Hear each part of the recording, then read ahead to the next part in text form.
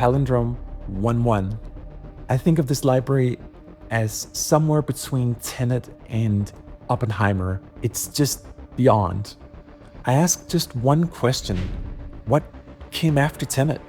And the answer in this case became a $35,000 analog modular rig comprised of over 15 different hardware synthesizers and culminating in over 12,000 ultra-deep samples inside of Soundpaint. It's just been years of decoding all the scores that I feel are defining current modern cinema. There are 5 particular areas to hone in on when it comes to this new sound, I find. The first one is just these gorgeous swirling, twirling cinematic arps. The next one are just phat analog film basses. I'm hearing a lot of detuned, dreamy, vintage kind of pads, sad kind of sounding. Obviously, Oppenheimer drove a whole new direction of sort of Brahms and hypersonic, super brassy French horn leads. And then these very sort of larger than life, soundscapey, melancholic keys, great for melodic writing. The Centric was comprised of numerous vintage mokes. We had a couple of sequentials and Erica modulars in there as well. And then to wrap it up, we deep sampled the Alesis Andromeda, which is a beautiful, rare, and certainly temperamental synthesizer as well. Every patch in Palindrome 11 is running through our CAF filter technology. CAF stands for Capture Analog Filter, and it's a way for us to truly recreate what analog vintage synthesizers operate and sound like. It's just a depth that you cannot fake. And like any palindrome, it works in both directions. Deeply faithful vintage analog, supercharged by the most powerful analog style sample engine in the industry. Palindrome 1-1, the other side of the door.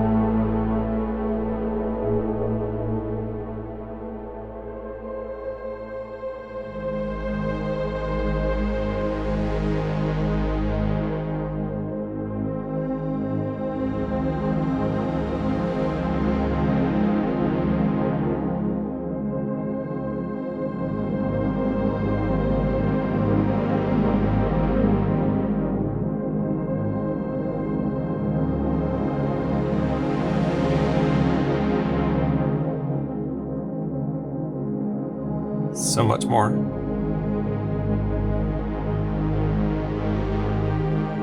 And all the legacy stuff, who I much prefer than immersion.